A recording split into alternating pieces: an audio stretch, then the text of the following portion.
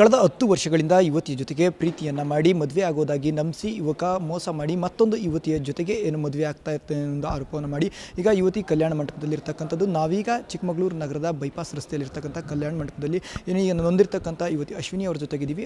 ಈಗ ಅವ್ರನ್ನ ಮಾತಾಡ್ಸೋಣ. ಮೇಡಮ್ ನಮಸ್ತೆ ಸರ್. ಅದು 10 ವರ್ಷದಿಂದ ಪರಿಚಯ ಸರ್. ಪ್ರೀತಿ ಮತ್ತು ಮದುವೆ ಮಾತುಕತೆ ಎಲ್ಲದೂ ಆಗೋಗಿದೆ. ಆಗ ಈತ ನಿನ್ನೆ ದಿನ ಶಾಸ್ತ್ರಗಳು ಎಲ್ಲ ನಡೆದಿದೆ ಅಂತ ನನಗೆ ಮೊನ್ನೆ ಮಾಹಿತಿ ಬರುತ್ತೆ. ನಿನ್ನೆ ಅವ್ರ ಮನೆಗೆ ಹೋಗ್ತೀನಿ, ಆಗ ಬಂದು ನನ್ನ ಜೊತೆ ಮಾತಾಡ್ತಾನೆ. ಮತ್ತು ಕಾಂಪ್ರಮೈಸ್ ಆಗಬೇಕು, ದುಡ್ಡು ತೊಗೋಬೇಕು ಅಂತೆಲ್ಲ ಆಶ್ವಾಸನೆ ಕೊಡ್ತಾನೆ. ಬಟ್ ನನಗೆ ಅದೆಲ್ಲ ಬೇಡ ಸರ್. ನನಗೆ ಕಲ್ಯಾಣ ಮಂಟಪಕ್ಕೆ ಬಂದು ಮದುವೆ ನಿಲ್ಲಿಸೋ ಅಷ್ಟೊತ್ತಿಗೆ ಮದುವೆ ಆಗೋಗ್ಬಿಟ್ಟಿತ್ತು. ಈಗ ನನ್ನ ಕೈಲಿ ಏನಿಲ್ಲ, ಬಟ್ ನನ್ನ ಒಂದು ಜೀವನ ಅವನೇ ಕರೆಕ್ಷನ್ ಮಾಡಿಕೊಡ್ಬೇಕು. ಲೀಗಲಿ ಹೋರಾಟ ಮಾಡ್ತೀನಿ ಸರ್. ಮೇಡಮ್, ಈಗ ಮದುವೆ ಆಗ್ತಾಯಿತ್ತು ಅಂತ ನಿಮಗೆ ಹೇಗೆ ಗೊತ್ತಾಯಿತು? ಮಾಹಿತಿ ಹೇಗೆ ತಿಳಿತು? ನನ್ನ ಒಂದು ಸೋಕಾಲ್ಡ್ ಯಾವುದೋ ಒಂದು ಫ್ರೆಂಡ್ ಸರ್ಕಲಿಂದ ಒಂದು ಬರುತ್ತೆ ಮಾಹಿತಿ, ನನಗೆ ಬರುತ್ತೆ. ಅದು ಎಕ್ಸಾಕ್ಟಾಗಿ ಹೇಳೋಕ್ಕಾಗಲ್ಲ, ಬಟ್ ಈ ಥರ ಅನುಮಾನ ಇದೆ ಅಂತ ಒಂದು ಮಾಹಿತಿ ಬರುತ್ತೆ. ಹಾಗಾಗಿ ನಾನು ಅದನ್ನು ತೊಗೊಂಡು ಬಂದು ಅಲ್ಲಿ ನೋಡಿದಾಗ ಚಪ್ರ ಹಾಕ್ಸಿರ್ತಾರೆ. ಹಾಗಾಗಿ ನಾನು ಅದು ಡೌಟ್ ಬಂದು ಅವ್ರನ್ನೆಲ್ಲ ಮನೆಗೆ ಹೋದಾಗ ಅವ್ನು ನನ್ನ ಹತ್ರ ಬಂದು ಮಾತಾಡ್ತಾನೆ ಸರ್. ಮೇಡಮ್, ನಿಮಗೆ ಮತ್ತು ಈ ಒಂದು ಶರತ್ ಅವರಿಗೆ ಯಾವಾಗಿಂದ ಪರಿಚಯ ಮತ್ತು ಯಾವ ರೀತಿಯಲ್ಲಿ ಈ ಪರಿಚಯ ಆಗಿತ್ತು ಮೇಡಮ್? ಸರ್, 2013ರಿಂದ ಪರಿಚಯ ಇಲ್ಲಿವರೆಗೂ. ಆದರೆ ಪರಿಚಯ ಅಂತಂದರೆ ನಾವಿಬ್ಬರು ಒಂದೇ ಕಾಲೇಜಲ್ಲಿ ಓದಿದ್ದರಿಂದ ಅವಾಗಿಂದನೂ ಸಹ ಪರಿಚಯ ಆಗಿದೆ ಸರ್. ಮೇಡಮ್, ನೀವು ಈ ಮೊದಲು ಏನಾದರೂ ಮದುವೆ ಆಗೋದಾಗಿ ಹೇಳಿದ್ರಾ ಅಥವಾ ಮತ್ತೇನಾದರೂ ನಿಮಗೆ ನಿಮ್ಮ ಜೊತೆಗೆ ಯಾವ ರೀತಿಯ ಸಂಬಂಧ ಇತ್ತು ಮೇಡಮ್? ಸರ್, ಮದುವೆ ಎಲ್ಲ ಲವರ್ಸ್ ಹೇಗಿರ್ತಾರೆ ಅದೇ ರೀತಿ ಇತ್ತು. ನಮ್ಮ ತಾಯಿ ತಂದೆ ಜೊತೆ ಮಾತಾಡಿದಾಗ ಅದಕ್ಕೂ ಮುಂದಿನ ಹಂತಕ್ಕೆ ನಾವು ಹೋಗಿ ಎಲ್ಲ ರೀತಿಯಲ್ಲೂ ಇಂಟಿಮೇಟಾಗಿ ಇದ್ದಿದ್ದು ಸಹಜ. ಹಾಗಾಗಿ ಅದಕ್ಕೂ ಮೆಡಿಕಲ್ ಕೂಡ ಆಗಿದೆ. ಅದನ್ನು ರಿಪೋರ್ಟ್ ಕೂಡ ನಾನು ಸಬ್ಮಿಟ್ ಮಾಡಿದ್ದೀನಿ.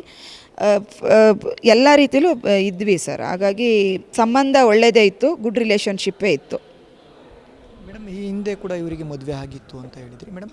ಆ ಸಂದರ್ಭದಲ್ಲಿ ನಿಮ್ಮ ಗಮನಕ್ಕೆ ತಂದಿರಲಿಲ್ವ ಮೇಡಮ್ ಮೊದಲೇ ಮದುವೆ ಆಗೋದು? ಸರ್, ಅವ್ರು ಮದುವೆ ಆಗಿರೋ ವಿಷಯನ ಮುಚ್ಚಿಟ್ಟು ನನ್ನ ಹತ್ರ ಮದುವೆ ಆಗ್ತೀನಿ ಅಂತ ಮಾತುಕತೆ ಮಾಡಿದ್ದು. ಆದರೆ 2015ರಿಂದ ಇವ್ರು ಪ್ರೀತಿ ಮಾಡ್ತಾರಲ್ಲ ನನ್ನನ್ನು, ಆಗ ಇವ್ರಿಗೆ ಮದುವೆ ಆಗಿರಲ್ಲ. 2018ಕ್ಕೆ ಇವ್ರು ಮದುವೆ ಆಗುತ್ತೆ. ಅದಕ್ಕೆ ಮುಂಚೆ 2015ರಲ್ಲಿ 1 ವರ್ಷ ನನ್ನ ಜೊತೆ ಇದ್ದು 2016ಕ್ಕೆ ದುಬೈಗೆ ಹೋಗ್ತೀನಿ ಅಂತ ಸುಳ್ಳು ಆಶ್ವಾಸನೆ ಕೊಟ್ಟು ಇವರು ಹೋಗಿ 2018ಕ್ಕೆ ಯುವತಿ ಜೊತೆ ಮದುವೆ ಆಗ್ತಾರೆ. ಮತ್ತು ಅವ್ರ ಜೊತೆ ಬಳುವೆ ಮಾಡೋಕ್ಕಾಗ್ದಲೆ 2 ಮಂತ್ಸಿಗೆ ಬೇರೆ ಸಪ್ರೇಟಾಗಿ ಅವ್ರನ್ನ ಹೊರಗೆ ಹಾಕ್ತಾರೆ. ಹೊರಗೆ ಹಾಕಿದಾಗ 2018 ಮದುವೆ ಆಗಿರೋಂಥದ್ದು 2023ರಲ್ಲಿ ಇವರಿಗೆ ಡಿವೋರ್ಸ್ ಸಿಗುತ್ತೆ. ಡಿವೋರ್ಸ್ ಸಿಕ್ಕಂಥ ಸಂದರ್ಭದಲ್ಲಿ ಅದೇ ವರ್ಷದಲ್ಲಿ 2022ರಲ್ಲಿ ಸಿಗ್ಬೋದು. ಅದು ನನ್ನ ಹತ್ರ ಕಾಪಿ ಇದೆ, ಸ್ವಲ್ಪ ಕನ್ಫ್ಯೂಷನ್ ಇದೆ, ನೋಡ್ತೀನಿ. 2023ಕ್ಕೆ ಮತ್ತೆ ಬಂದು ನನಗೆ ರೀಕನೆಕ್ಟ್ ಆಗಿ ರಿಯೂನಿಯನ್ ಆಗಿ ನಾವು ಜೊತೆಲಿರ್ತೀವಿ.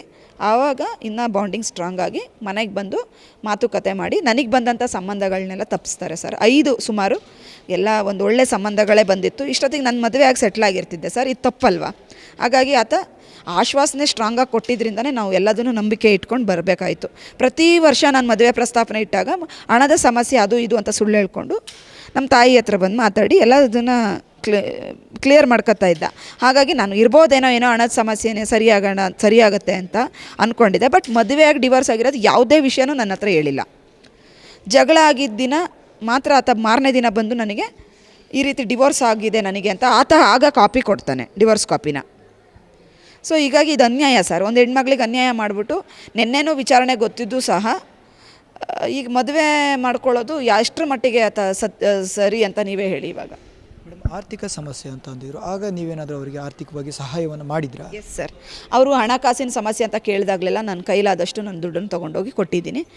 ಅದು ನಾನು ಇದರ ಅಕೌಂಟಿಗೆ ಹಾಕ್ತೀನಿ ಅಂದಾಗಲೆಲ್ಲ ನನ್ನನ್ನು ತಡೆದಿದ್ದಾರೆ. ಬಿಕಾಸ್ ಅದು ಯಾವ ಉದ್ದೇಶನೋ ಏನೋ ನನಗಂತೂ ಗೊತ್ತಿಲ್ಲ ಸರ್, ಗೊತ್ತಿಲ್ಲ ಅದು. ಬಟ್ ನನ್ನ ಮೇಲೆ ಪ್ರೀತಿ ಇದ್ದರೆ ನೀನು ಹಣನ ಹಂಗೆ ಕೊಡು, ಕ್ಯಾಶಲ್ಲಿ ಕೊಡು ಅಂತೇಳಿ ಕಾರಲ್ಲಿ ಕೊಟ್ಟಿದ್ದಾರೆ. ನಾನು ಕಾರಿನ ಫೋಟೋಸ್ ಎಲ್ಲ ತಗೊಂಡಿದ್ದೀನಿ, ಲೈಸೆನ್ಸು ಡಾಕ್ಯುಮೆಂಟ್ಸ್ ಎಲ್ಲ ಕಾರಿಂದೆಲ್ಲ ಇದ್ದಾವೆ. ಅವ್ನ ಜೊತೆ ಕಾರಲ್ಲಿ ಕೂತಿರೋದು ಫೋಟೋಸ್ ಎಲ್ಲ ಇದೆ. ಬಟ್ ಅವ್ನು ನನ್ನ ಜೊತೆ ಸೆಲ್ಫೀಸ್ ಎಲ್ಲ ಅವಾಯ್ಡ್ ಮಾಡ್ತಿದ್ದೆ ಸರ್. ಏನಂದರೆ ಈ ಮುಚ್ಚುಮರೆ ನನಗೆ ಅಷ್ಟೊಂದು ಐಡಿಯಾಸ್ ಗೊತ್ತಾಗಲಿಲ್ಲ ಸರ್. ಈಗಾಗಲೇ ನೀವು ಬರೋದ್ರೊಳಗಡೆ ಈಗ ಇಲ್ಲಿ ಮದುವೆ ಆಗಿತ್ತು. ತಾವು ಈಗ ಯಾಕಂತಂದರೆ ತಾವು ಒಂದು ಹೆಣ್ಣಿದ್ದೀರಿ, ಇನ್ನೊಂದು ಹೆಣ್ಣಿನ ಮದುವೆ ಆಗಿದೆ. ಸೊ ನೀವೀಗ ಏನಿದು ಮಾಡ್ತಾರೆ ಸರ್? ಒಂದು ಹೆಣ್ಣು ಅಂತ ಆತ ಯೋಚನೆ ಮಾಡಬೇಕಿತ್ತು. ಆಲ್ರೆಡಿ ನಾನು ಮದುವೆ ಆಗಿದ್ದೀನಿ. ಈಗ ಮದುವೆ ಆಗೋಕ್ಕೆ ಮುಂಚೆನೇ ಆ ಸ್ಟೇಟ್ಮೆಂಟ್ ಬರ್ಸಿದ್ರಲ್ಲ ಸರ್ ನಿನ್ನೆ ವಿಚಾರಣೆಯಲ್ಲಿ, ಅಲ್ಲಿ ಗೊತ್ತಾಗಲಿಲ್ವ ಸರ್ ಆತನಿಗೆ ನಾಳೆ ಒಂದು ಹೆಣ್ಮಗಳು ಲೈಫ್ ಹಾಳು ಮಾಡ್ತೀನಿ ಇನ್ನೊಬ್ಳು ಮದುವೆ ಆಗಿ ಅಂತ? ಹಾಗಾಗಿ ಹೆಣ್ಮಕ್ಳು ಯಾರೇ ಆಗಲಿ ಸರ್, ಎಲ್ಲರೂ ಹೆಣ್ಮಕ್ಳೇ. ಈಗ ಆತ ಏನು ಮದುವೆ ಆಗಿದ್ದಾನೆ, ಆಕೆಗೆ ನಾನು ಅನ್ಯಾಯ ಆಗಬೇಕು ಅಂತ ಕೇಳಲ್ಲ. ಅವಳ ಜೊತೆ ಮದುವೆ ಆಗಿದೆ, ನೀನು ಹೆಂಗಾರು ಇರು, ನನ್ನ ಜೀವನನ ಕರೆಕ್ಷನ್ ಮಾಡಿ ಹೋಗು, ನನಗೆ ಒಂದು ತಾಳಿ ಕಟ್ಟಿಬಿಟ್ಟು ನೀನು ನ್ಯಾಯ ಕೊಟ್ಟು ಹೋಗು. ನೀನು ಬೇಕಾದ್ರೆ ಅವ್ರ ಜೊತೆನೇ ಜೀವನ ಮಾಡ್ತೀಯ, ಅದಕ್ಕೆ ನಾನು ಕ್ವಶನ್ ಮಾಡಲ್ಲ. ಆಕೆಗೆ ವಿರೋಧನೂ ನಾನು ವ್ಯಕ್ತಪಡಿಸಲ್ಲ. ನನಗೆ ಈಗ ನಾನು ಬೇರೆಯವ್ರನ್ನ ಮದುವೆ ಮಾಡ್ಕೊಂಡು ಅವ್ರ ಜೊತೆ ಜೀವನ ನಡೆಸೋಕ್ಕೆ ಸಾಧ್ಯ ಆಗಲ್ಲ. ನನ್ನ ಲೈಫ್ ಆಲ್ರೆಡಿ ಸ್ಪಾಯ್ಲ್ ಆಗೋಗಿದೆ.